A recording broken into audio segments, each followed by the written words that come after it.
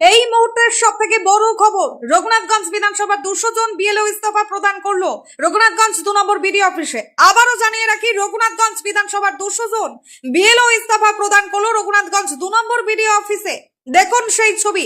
এ বিষয় নিয়ে কি বলছেন শুনুন।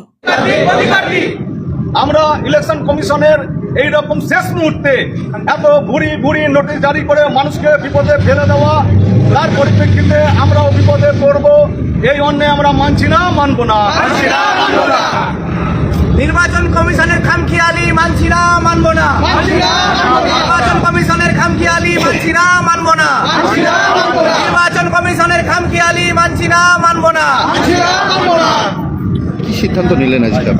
আমরা রঘুনাথগঞ্জ 2 এর অল বিএলওস আজকে আমরা রঘুনাথগঞ্জ 2 সমষ্টি উন্নয়ন আধিকারিক অফিসে এসে জমায়েত হয়েছি। আমাদের একটাই দাবি, আমরা কিন্তু গণহারে আজকে ইস্তফা দিতে চাই। আমরা কিন্তু এই কাজ থেকে, ইলেকশন কমিশনের কাছ থেকে অব্যাহতি পেতে চাই, এটা আমাদের দাবি। কতজন বিএলও আছেন? আমরা আমাদের বিধানসভায় আজকে প্রায় 200 জন বিএলও এসে উপস্থিত হয়েছে। কি সমস্যাটা কি হচ্ছে?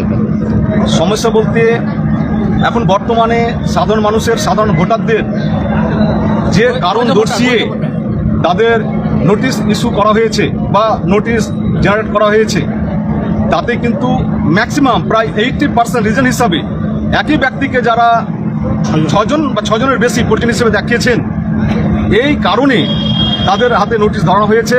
এবার এই নোটিশ যখন তাদের হাতে আমরা দিতে যাচ্ছি, কারণ হিসাবে তাদেরকে আমরা বলছি যে তোমরা 6 জন বা 6 জনের বেশি ভাই বোন।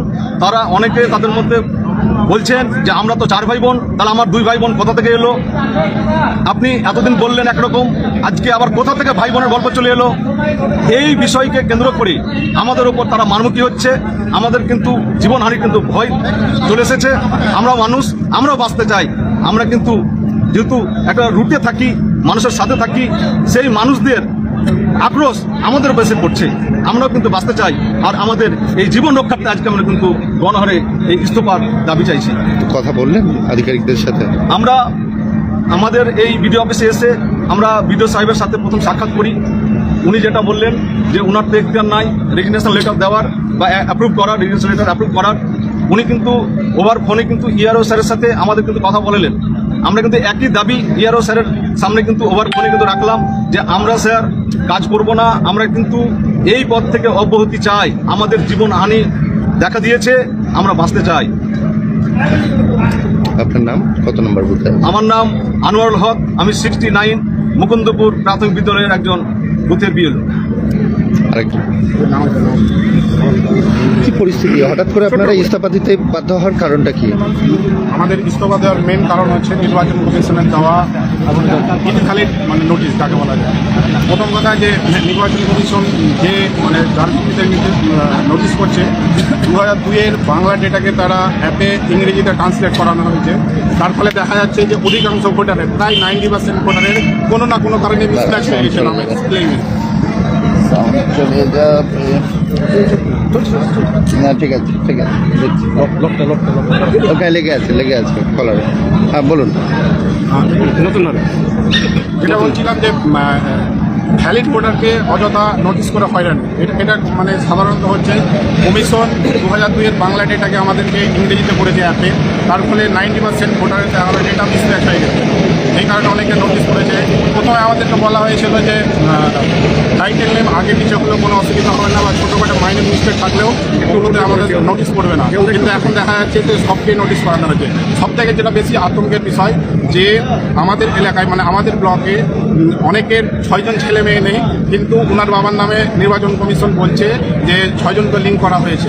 আমার প্রশ্ন হচ্ছে নির্বাচন কমিশনের উচিত ছিল যে ওই ব্যক্তির নামে যে 6 জন বা তার অধিক লিঙ্ক করা হয়েছে তাদের ডেটা দেওয়া। তাহলে ভোটার যে ব্যক্তির নামে লিঙ্ক করা হয়েছে অবৈধ ভোটারকে আমরা বলে দিতে হবে, চিহ্নিত করতে পারতাম। আরেকটা কারণ হচ্ছে আজকের আপডেট, যে বিএলও অ্যাপে আপডেট এসছে যে 2002 সালেও যাদের নাম ছিল তাদেরকেও হিয়ারিং করা হয়েছে। অথচ যে সিটিজেনশিপ আইনে বলছে যে 1987 আগে যারা জন্মগ্রহণ করেছে তারা জন্মসূত্রে ভারতীয়, ওদেরকে কোনো ডকুমেন্টস প্রোভাইড করতে হবে না। কিন্তু এখন দেখছি 2002 সালের যে তথ্য দেওয়া ছিল বা 2002 সালে যাদের নাম ছিল তাদেরকেও হিয়ারিংয়ে ডাকা হয়েছে। আমার ওয়াইফের ক্ষেত্রে বলছি যে ওর মাধ্যমিক থেকে শুরু করে কোনো ডেটাই ভুল নেই, একটা নম্বরও মিসম্যাচ নেই, কিন্তু বিএলও অ্যাপে কমিশনের যে অ্যাপ আছে সেখানে নাম্বার মিসম্যাচ আছে এবং তাকে ওজনী হিসাবে দেখানোর 6 জন লিঙ্ক দেখানো হয়েছে, বাস্তবে কিন্তু 6 জন ভাই বোন ওরা নেই। তো এইরকম সমস্যার ফলে দেখা যাচ্ছে যে একটা বুথের যে 50% ভোটারকেই নোটিশ করা হচ্ছে, যেটা আমার মতে এবং আমার ব্লকের যত বিএলও আছে এগুলো অযৌক্তিক এবং নির্বাচন কমিশন এগুলো নিয়ে ছেলেখেলা বা খামখেয়ালিপনা করছে, এগুলো আমরা মেনে নিতে পারছি না, যার কারণে আমরা আজকে এসেছি। আর সব থেকে বড় কথা, আমরা বিএলও গ্রাউন্ড লেভেলে কাজ করি, যত রকম সমস্যার সম্মুখীন হতে হয় আমাদেরকেই করতে হয়, আমাদেরকে লোকের সমস্যার সমাধান করতে হয়, লোককে ফর্ম লিখে দিতে হয়, আবার তাদের আক্রোশের কারণ হতে হয়। আমরা গ্রামের প্রায় বেশিরভাগ লোককেই চিনি। আমরা এর আগে যে লজিক্যাল ডিসক্রিপেন্সি এসেছিল সেখানে আমরা ভোটারকে আইডেন্টিফাই করেছিলাম এবং আমরা প্লাস ভোটার নিজে সিগনেচার করেছিল যে 2002 এর ব্যক্তি আর 2025-এর ব্যক্তি একই ব্যক্তি এবং সেম ব্যক্তি। অনেকের ক্ষেত্রে 2002 এবং 2025-এর হুবহু ডেটা মিল থাকা সত্ত্বেও তাদেরকে নির্বাচন কমিশন নোটিশ করেছে। হয়রানি করাচ্ছে নির্বাচন কমিশন। এটা আমরা কোনো মতে মেনে নিতে পারছি না, কারণ আমি যে ব্যক্তিকে 20 বছর থেকে 30 বছর থেকে চিনি, সে তো আর বাংলাদেশি বা মাইগ্রেন্ট হতে পারে না বা অনুপ্রবেশকারী হতে পারে না। সেহেতু আমাদের প্রশ্ন হচ্ছে, কেন ভ্যালিড ভোটারকে নিয়ে এভাবে নির্বাচন কমিশন অযথা হয়রানি করবেন? এই প্রশ্নের উত্তর আমি নির্বাচন কমিশন, আমার বিডিও অফিসের সমস্ত আধিকারিকদের কাছ থেকে জানতে চাই। ওনাদের মতন ব্যবস্থা গ্রহণ করুক, আমরা এইভাবে কাজ করতে পারবো না। আর সব থেকে বড় কথা, আমাদের আন্ডারটেকিং নেওয়ার পরেও যদি ওই ভোটারের নোটিশ হয়, তাহলে আমাদের কাজ করার কোনো মানেই হয় না। নাম? আমার নাম কাউসার আলী, আমার হচ্ছে পার্ট নম্বর 127।